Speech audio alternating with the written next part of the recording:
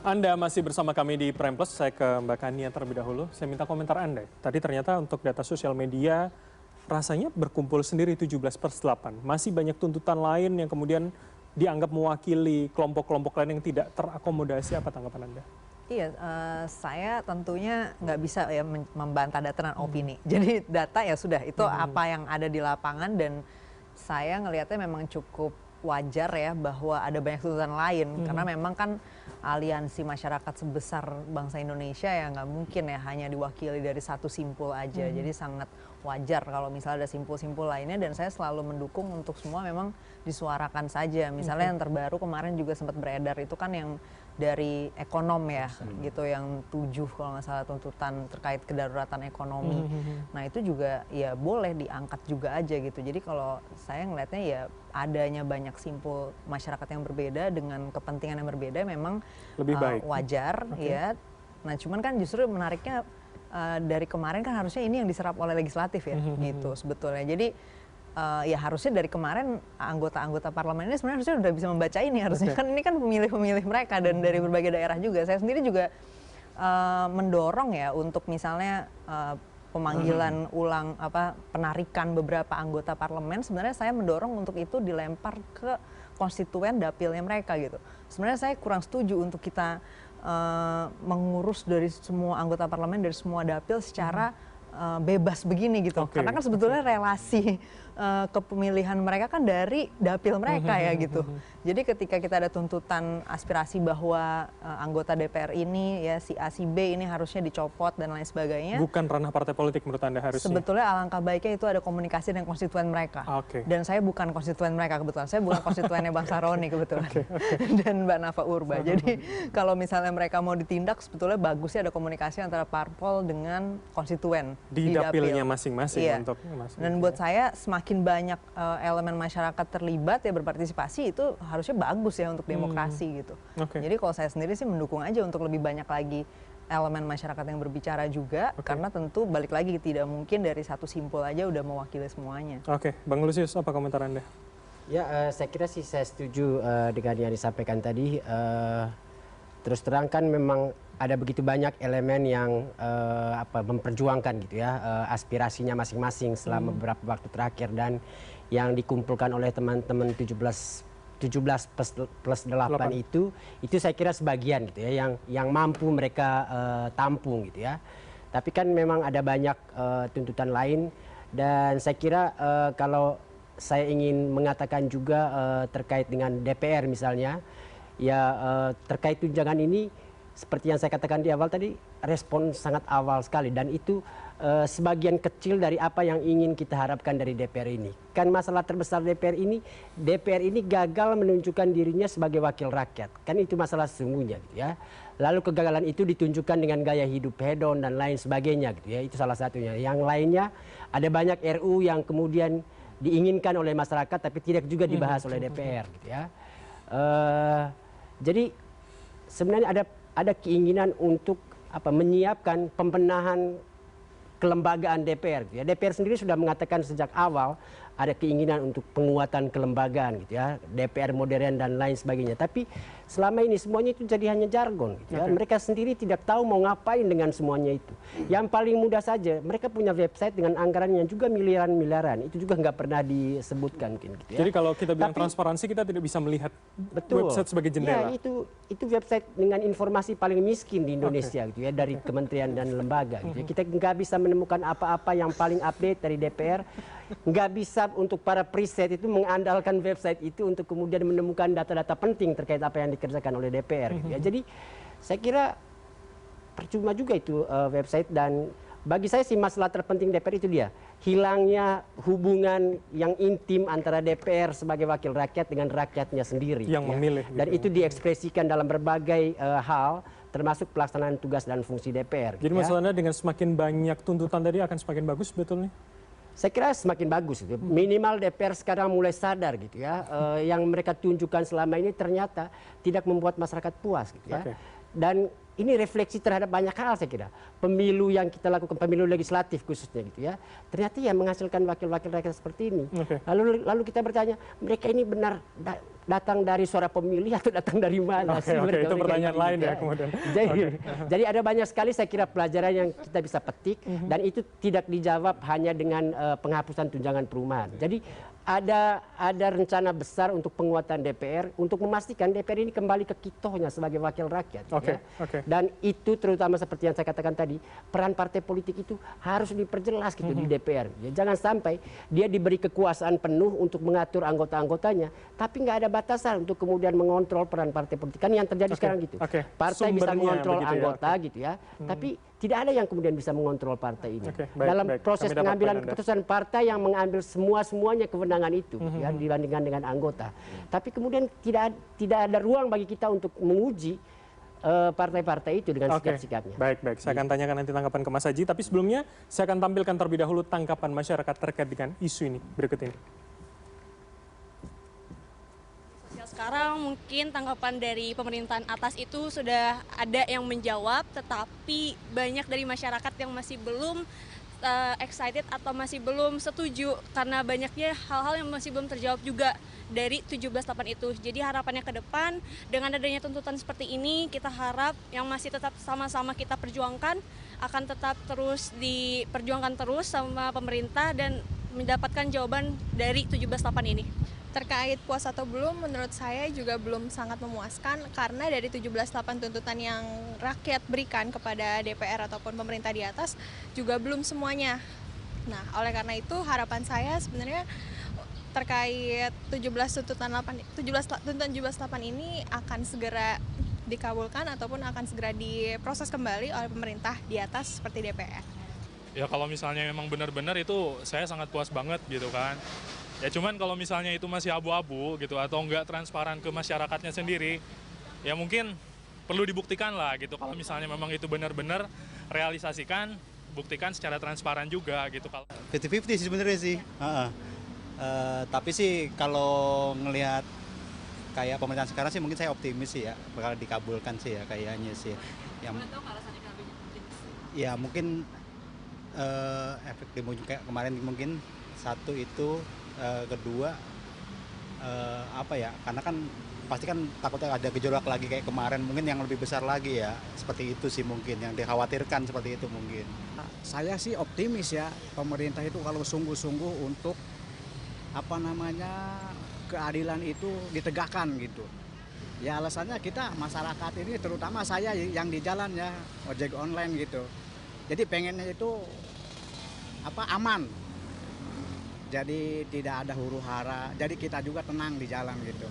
Ya harapan semua rakyat tentu lebih baik lagi. Apalagi perekonomian berjalan tanpa ada kerusuhan. Baik, ini tanggapannya beragam, 50-50, ada yang optimis, ada yang tidak excited. Saya ke Mas Kodari. Jadi beragam Mas, bahkan tadi ada anak muda ngomongnya nggak excited dengan respon pemerintah, begitu walaupun ya sudah dikeluarkan oleh Pak Presiden Jumat kemarin. Iya persis, itulah namanya demokrasi. Kan saya kan orang survei juga, kita mengalami bahwa jarang sekali satu hal itu bisa disetujui oleh ya angka yang sangat mayoritas. Biasanya ya pendapat itu terpecah, apalagi untuk soal-soal yang kompleks ya. Dan tuntutannya sendiri kan tadi 17+8. Jadi mungkin di kepala masing-masing itu ketika disebut 17+8, satu mikirnya A, satu mikir B, satu mikir C gitu. Oke, tafsir begitu ya. Iya, jadi seperti yang dikatakan oleh Bung Ian tadi di depan, bahwa memang ini 17/8 ini mungkin tuntutan paling kompleks dalam sejarah politik Indonesia. Tahun 65 Tritura kan gitu kan, 3 kan, terus kemudian 98 itu kalau nggak salah 5 ya, 5 item ya kalau nggak salah. Sekarang 17+8 itu kan berapa? 25 itu, banyak sekali itu 25. Jadi saya kira memang, tapi poin besarnya adalah bahwa ada, makanya saya kembali ke depan tadi, sebetulnya esensinya apa? Esensinya menurut saya dua, satu soal kesenjangan, kondisi ekonomi yang mungkin dirasakan tidak cukup cepat, ya makanya Sri Mulyani pada masanya dia begitu dihargai, dihormati karena disiplin fiskal. Itu era di mana rem itu tuh seksi gitu. Tapi sekarang bukan urusan rem lagi, orang tuh maunya gas. Jadi supirnya ini udah harus ganti gitu. Dan peristiwa kemarin itu menjadi semacam penanda yang sangat jelas bahwa ini memang masyarakat maunya jangan rem lagi, gasnya mana gitu. Karena kalau rem mulu, kita ini udah kena rem terus ini gitu. Nah, ketika rakyat kena rem yang di atas yang ngegas, ya itulah kesenjangannya itu muncul. Nah, jadi kalau saya lihat, saya perhatikan ya, memang sorotan itu ada dua paling besar sebetulnya di awal ya, bukan presiden loh. Presiden itu approval ratingnya tinggi, 80%. Rakyat itu sebetulnya senang sama presiden. Dan yang dikerjakan oleh presiden tuh rakyat senang. Maka persoalannya ini sebetulnya bukan pada presiden. Nah, yang muncul tanggal 25, 28, itu dua. Paling banyak surat DPR, kemudian belakangan polisi, karena ada peristiwa Brimob atau Rantis melindas ini kan, ojol itu. Gitu. Kalau nggak ada peristiwa itu, saya kira mungkin polisi juga bukan jadi sasaran yang sangat masif dan sangat sistematis. Gitu. Di luar bahwa kemudian mungkin nanti pada suatu saat akan muncul, ini ada aktor-aktor tertentu misalnya begitu. Jadi saya melanjutkan apa yang dikatakan oleh Bung Lusius ya. Ini menarik. Saya kira memang ini era di mana kita serius sekali memikirkan ulang mengenai DPR dan kita bicara sama teman-teman DPR. Hemat saya, DPR itu memang satu ya, harus punya teknokrasi. Mungkin selama ini agak kurang. Mungkin karena sistem pemilu kita yang transisi dari era reformasi itu agak berat di popularitas. Memang teknokrasi ini jadi PR. Dan ini wake up call ya. Nah, dari semua fungsi DPR, dari legislasi, kemudian pengawasan serta anggaran. Saya kira yang konsisten betul dibutuhkan sehari-hari itu pengawasan. Betul. Enggak tiap hari juga kita harus bikin undang-undang kan gitu. Menurut saya salah kaprah juga kalau melihat produktivitas atau prestasi DPR itu dari jumlah undang-undang semata-mata itu salah juga. Enggak tiap hari juga kita harus bikin undang-undang. Penganggaran de facto setahun sekali sebetulnya ketika kita bicara ya anggaran tahunan kan begitu. Jadi yang sebetulnya konsisten itu adalah pengawasan. Dan pada titik itu sebetulnya kata kuncinya adalah teknokrasi. Dan di situ saya mau menekankan pentingnya kapasitas, kapabilitas, kompetensi dari anggota DPR. Walaupun kita sudah 6 kali begitu ya pemilihan. Anggota DPR itu mungkin harus minimal S2. Atau kalau dia S1, dia pernah jadi organisasi mahasiswa. Kalau nggak di intrakampus, ekstra kampus. Kenapa? Ya Anda tuh harus punya teknokrasi, Anda harus punya kemampuan organisasi, Anda harus punya leadership. Jadi dengan cara seperti itu kita bisa lebih meyakinkan kita dapat anggota DPR yang kita percaya gitu loh, bahwa dia itu kalau ngawasin birokrasi dia ngerti apa yang dikerjakan dan dia ngerti apa yang salah. Nah itu tersampaikan tidak Pak Presiden kan kemarin mengumpulkan kepala lembaga, ada ketua MPR, ada perwakilan DPR di sana di hari Jumat. Apakah itu kemudian sudah disampaikan visi framing itu, Mas Kodari? Saya menyampaikan lewat jalurnya saya ya. Saya nggak usah kasih tahu ya. Kalau Anda bilang kan KSP dan saya tadi sampaikan di depan sini gitu loh. Mudah-mudahan nyambung dengan teman-teman gitu. Kalau teman-teman nyambung, ya tolong didukung juga lah ide-ide saya yang saya sampaikan tadi. Jangan saya sendiri yang ngomong, nanti saya dimusuhin juga di dalam. Jadi Anda butuh Mas Lusius gitu yang menyampaikan. Saya ke Mas Haji dulu. Jadi artinya publik itu sudah cukup atau belum? Atau jangan-jangan ya kayak kata Mas Yan, curiga itu masih ada untuk melihat semua respon ini, Mas Haji? Yang pertama, ada 3 hal ya. Satu soal tuntutan 17+8. Satu sisi walaupun tadi dikatakan bahwa ini tuntutannya sangat banyak ya dibanding beberapa aksi protes sebelumnya. Tapi saya melihat ini ada semacam new social movement ya. Karena ini gabungan 3 kekuatan sekaligus. Pertama aktivis offline lah kita bisa katakan demikian ya. Ada mahasiswa, ada buruh, ada LSM di situ ya. Kemudian kedua datang aktivis digital, ini kan selebriti media sosial ya, yang kemudian merangkum tuntutan itu dalam bentuk 17+8 dan salutnya adalah kita lihat nggak ada resistensi dari kelompok mahasiswa ya terhadap tuntutan itu ya. Kan biasanya muncul semacam ada gengsi ya bahwa panggungnya diambil sama orang lain ya. Tapi kita lihat ada semacam soliditas di situ. Yang ketiga adalah ada kekuatan diaspora. Sehingga ketika kita melihat bahwa aksi ini, tuntutan ini cepat direspon ya. Kalau saya salah bisa dikoreksi ya, tapi dalam pasca reformasi, saya pikir ini adalah aksi protes yang termasuk paling cepat direspon oleh pemerintah maupun DPR ya. termasuk tadi pemotongan tunjangan, kemudian oleh pemerintah, moratorium kunjungan ke luar negeri dan seterusnya ya. Walaupun memang ini masih muncul skeptis ya, tapi skeptis ini adalah hal yang wajar ya, karena memang baseline trust terhadap lembaga negara ya, ke DPR, ke Polri maupun pemerintah itu memang dalam posisi yang kurang baik ya sebelum demonstrasi ini ya. Jadi kita melihat ya bahwa ketika 4 tahun ke depan kita melihat di sisi lain ya, DPR tadi yang disinggung oleh Bang Kodori ya, soal fungsi pengawasan. Ini kan salah satu yang dirisaukan oleh publik ya. Ketika parlemen kita ini mayoritas ya, artinya tanpa menghitung PDIP ya. Kalau kita menghitung PDIP adalah bagian dari barisan pemerintah, maka DPR ini sebetulnya bisa dikatakan sulit diharapkan untuk menjalankan fungsi kontrol atau pengawasan dengan baik. Karena mayoritas adalah bersama dengan Pak Prabowo. Iya, tapi gini, justru itu muncul akhirnya, kalau saya melihat, ya munculnya gerakan ini bisa menjadi kekuatan korektif yang luar biasa untuk 4 tahun ke depan. Ya, kalau kemudian elit gagal ya menjadi representasi publik dalam hal pengawasan maupun kontrol terhadap pemerintah, maka kemudian yang muncul adalah oposisi jalanan ini. Oke, ini silakan Mas Kodari. Saya bantah itu bukan secara politik ya. Kalau secara politik benar. Saya mau bantah secara teknis gitu. Jadi pengawasan itu, ini juga karena pengalaman saya di dalam. Jadi banyak sekali program-program Pak Prabowo ini yang sebetulnya problemnya itu adalah di teknokrasi. Challenge-nya itu di operasionalisasi, dan itu membutuhkan kemampuan analisa, perspektif kebijakan publik yang kuat dan perencanaan gitu. Saya kelilingkan program-program prioritas presiden ini. Saya bisa ngelihat nih, ini kira-kira skemanya udah bagus, implementasinya juga berjalan dan betul-betul akhirnya berjalan gitu. Tapi ada beberapa yang saya punya pikiran berbeda. Misalnya kita sebetulnya punya alternatif implementasi bukan begitu, tapi yang begini. Atau oke, pakai yang itu, tetapi sebetulnya untuk implementasinya kita perlu organisasi A, kita perlu punya mekanisme B, dan kita perlu perbandingan C misalnya. Gitu. Tapi itu tersampaikan kepada Presiden untuk mengkritisi programnya. Kembali lagi saya sampaikan dengan cara saya. Oke, Mas Haji silakan. Itu maksud saya gini loh. Jadi partnernya kementerian itu, memang kementerian itu harus punya partner.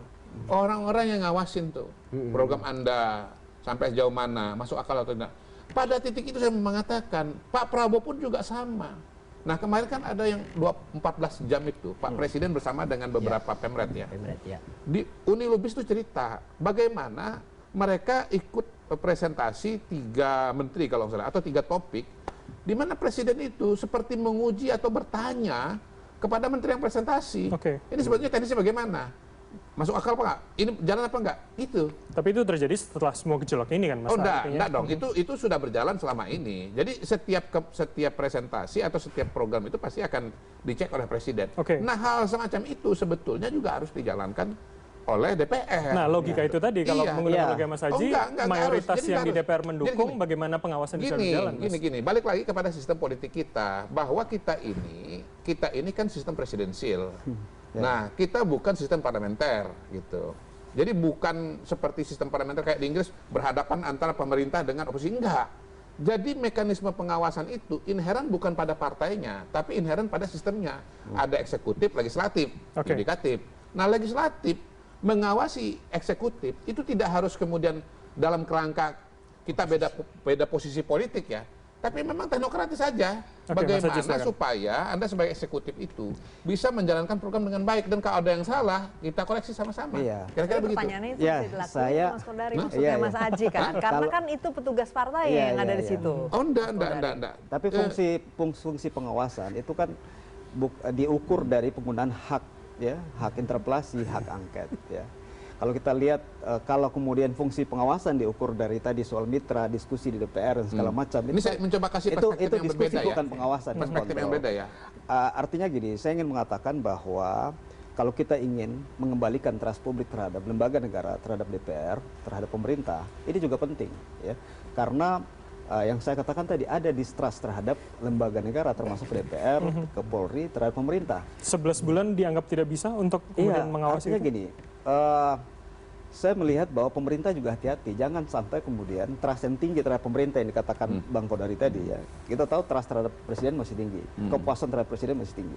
Kalau kemudian pemerintah terkesan ya ikut dalam apa artinya bisa melindungi DPR atau tuntutan-tuntutan terhadap Polri, terhadap DPR ini kemudian tidak bisa diteruskan dalam bentuk reformasi yang lebih dalam, maka ini kepercayaannya bisa kemudian ketidakpercayaan bisa mengarah juga ke pemerintah ya.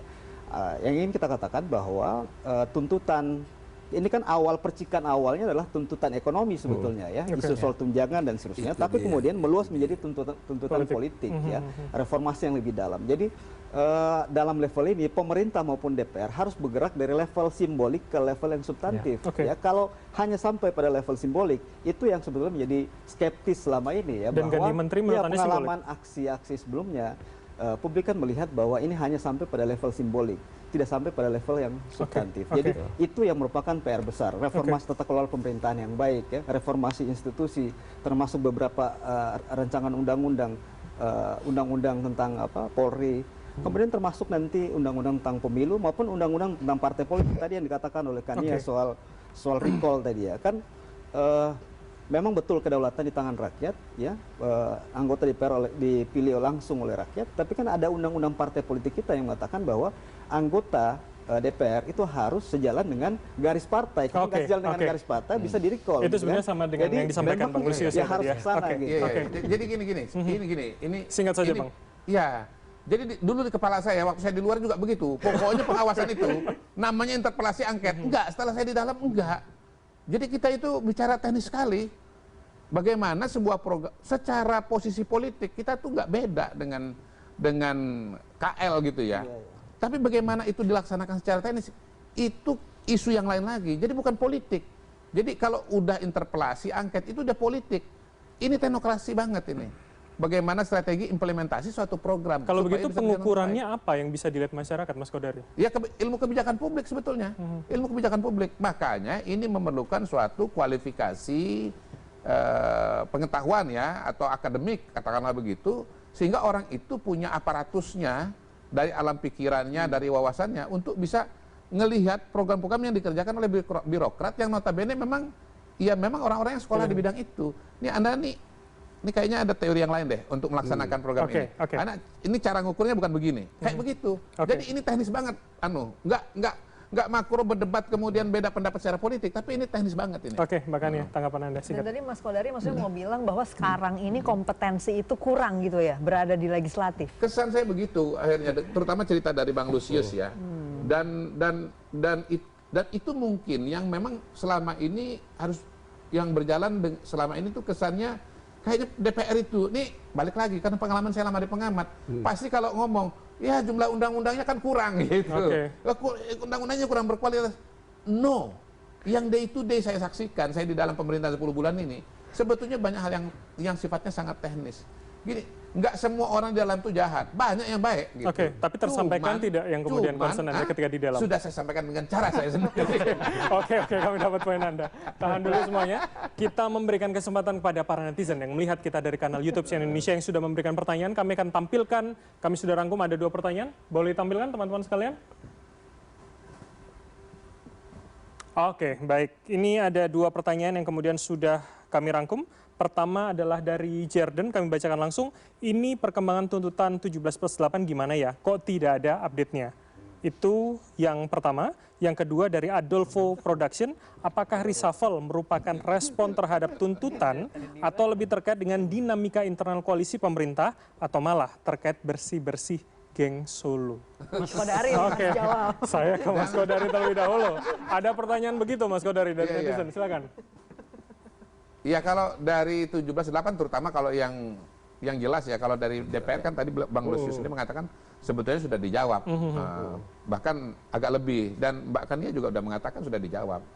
Yang kalau dari pemerintah, kalau bicara mengenai TGPF atau tim independen, sebetulnya secara substansi kan sudah dikerjakan. Jadi Presiden itu dari tanggal berapa, 31 udah tegas mengatakan pada saat bersama pimpinan partai politik bahwa prosesnya harus berjalan dengan tegas dan transparan. Dan kita tahu bahwa polisi yang terlibat dalam proses itu sudah ada yang kena sidang etik, sanksi sanksi administratif, dan polisi tidak menutup kemungkinan ada pelanggaran pidana. Ya. Nah, soal kemudian ada peluang atau tidak untuk tim independen, Presiden tidak menutup kemungkinan. Lagi-lagi dalam jawaban pada saat pertemuan dengan beberapa pemret. Nah, kalau TNI, jawaban saya begini. TNI itu ada memang karena ada pasalnya dalam Undang-Undang TNI. Ya, bahwa tentara pada momen tertentu bisa membantu polisi. Dan polisi juga baru minta bantuan ketika sudah mulai terjadi kerusuhan. Nah, kalau mau ditarik sekarang, masalahnya kan ini kan baru menurun. Ya, jangan keburu pulang dulu, tiba-tiba kejadian lagi. Jadi jangan buru-buru juga, ya. Biarlah ada dulu melihat, mengawasi, dan mungkin juga kehadiran TNI itu punya efek deteren. Karena ada TNI yang mau rusuh-rusuh ini jadi takut gitu loh. Jadi justru keberadaan TNI pada hari ini adalah memastikan memastikan bahwa keamanan itu bisa tahan sampai situ dulu. Mbak Kania, perspektif sipil begitukah kemudian ketika ada TNI ya merasa lebih tenang? Waduh, saya nggak bisa bicara atas nama sipil se-Indonesia ya. Tapi kalau dilihat dari tuntutan kenyataannya dari aliansi sipil punya aspirasi bahwa sebaiknya TNI kembali ke barak, dan waktu saya sendiri ikut aksi di depan Polda Metro Jaya di Semanggi itu juga ketika TNI datang, orang-orang pada teriak untuk kembali ke barak. Jadi mungkin tidak semua sipil menaruh sentimen itu, tapi tentu saja mungkin juga ada yang sebetulnya punya sentimen itu ya. Bisa jadi mungkin ada kandidat perusuh ya. Ini bukan yang ikut rusuh ya, beda ya katanya. Perusuh sama yang ikut rusuh. Iya, calon perusuh mungkin melihat tentara jadi mundur itu mungkin. Nah, tapi ya kalau dari sipil sebagiannya memang ada yang punya keresahan dengan kehadiran militer di ruang sipil gitu. Jadi memang ya mungkin kita harus ada lihat sejarah juga ya, ada historical baggage juga gitu terkait hal ini yang membuat saya rasa sebetulnya cukup wajar kalau sipil punya kekhawatiran terkait itu. Singkat saja komentar Anda soal tadi tuntutan 17.8 sebenarnya sudah direspon dengan baik atau tidak? Ya, kalau dari omongan saya yang tadi udah disampaikan sih sebagian sebetulnya sudah kita apresiasi juga ya gitu, respons dari DPR dan partai politik gitu. Tapi ya balik lagi, kami sebenarnya menunggu hal yang lebih konkret gitu. Bagaimana sih sebetulnya eksekusinya gitu kan pada akhirnya. Tapi mungkin saran dari Mas Kodari juga harus segera direspons oleh pihak legislatif sendiri ya. Karena mungkin teknokrasi dan kompetensi untuk eksekusinya itu bisa jadi terbatas atau kurang, mungkin itu challenge-nya. Tapi kami sebagai media, ya saya sebagai warga sipil ya, yang bisa kami lakukan adalah akan terus mengawasi ini ke depannya. Gitu sih. Mas Bram, yang menarik itu saya mau tambahkan sedikit singkat terkait ini itu. Kalau di media sosial itu hampir mirip dengan hasil temuan di darat ya, bahwa sentimen positif terkait ini itu bagus gitu, sentimen positifnya tinggi. TNI negatif itu ketika RUU TNI di bulan Maret ya Mbak dan itu fix itu didominasi oleh teman-teman aktivis koalisi masyarakat sipil. Terus yang kedua adalah sentimen positifnya itu malah banyak dimunculkan oleh aksi-aksi TNI itu di lapangan. Contoh yang paling gampang itu TMMD misalkan gitu. TMMD itu sentimen positifnya tinggi. Terus yang kedua itu terkait dengan ketika ada bencana alam. Makanya itu menarik, itu bisa jadi bahan di medsos itu. Kalau ada bencana alam, salah satu elemen yang paling di depan itu adalah TNI gitu. Makanya kalau kata kunci TNI mungkin ada negatifnya. Coba pakai kata kunci Babinsa. Babinsa itu dari bencana alam sampai stunting dia turun itu. Gitu. Jadi masyarakat merecall dengan kejadian lain sebetulnya. Kejadian lain gitu. Makanya ini mungkin nanti bisa jadi bahan pertimbangan ke depan gitu terkait dengan tuntutan kita sebenarnya mau reformasi ke Polri atau ke TNI misalkan kayak gitu. Karena kalau dirantis tabrak ojol itu sentimen negatifnya malah sebetulnya di SOP-nya polisi itu dalam penanganan, jangan represif tapi penekanannya pada sisi persuasif. Jangan karena sentimen negatif ke polisi lalu TNI yang ada di lapangan itu bisa jadi makanya itu butuh atau kita lupa pada tujuan awalnya begitu ya. Terus tujuan awal selanjutnya adalah ini bicara kelas menengah nih sebetulnya, bukan lari ke politik menurut saya gitu. Itu malah menurut saya itu kejauhan. Ini loh kelas menengah kita nih yang jumlahnya besar itu, ini sebetulnya itu resah gitu Mas. Dan itu terrepresentasi ketika rantis tabrak ojol itu. Oke, Karena itu kan terlihat terbaca di situ ya. terbaca di situ banyak orang-orang yang selama ini nggak aktif dia teriak di situ. Oke. Gitu kurang Ya, lebih. ini seperti salah itu. satu baik. insight juga Insight bahwa yang mungkin juga harus ada refleksi dari pemerintah. Selama ini kan fokus kita bantu kelas menengah ke bawah, bantuan besar sekali tahun 2025 Baik. 1.000 triliun, tahun depan 1.300 triliun. Tapi sebetulnya juga harus diatensi dan diberikan insentif untuk kelas menengah. Kelas menengah. Oke. Karena kelas menengah ini mereka berdaya secara kognitif, tapi secara ekonomi tertekan. gitu. Oke, Bang, terakhir. Insentif ekonomi kelas menengah belum ada. Jadi ke depan ini insya Allah ada insentif untuk kelas menengah. Gitu. Oke, itu dari Anda atau dari Pak Prabowo? Usul dari saya. Oke. Yang saya sampaikan melalui jalur-jalur saya itu tadi. Oke, baik. Terima kasih. Harapannya juga tersampaikan ya ke Presiden begitu Amin, ya ya. Rabbal Oke, Alamin, ya. kami masih akan kembali usai jeda untuk tetaplah bersama kami di Prime Plus.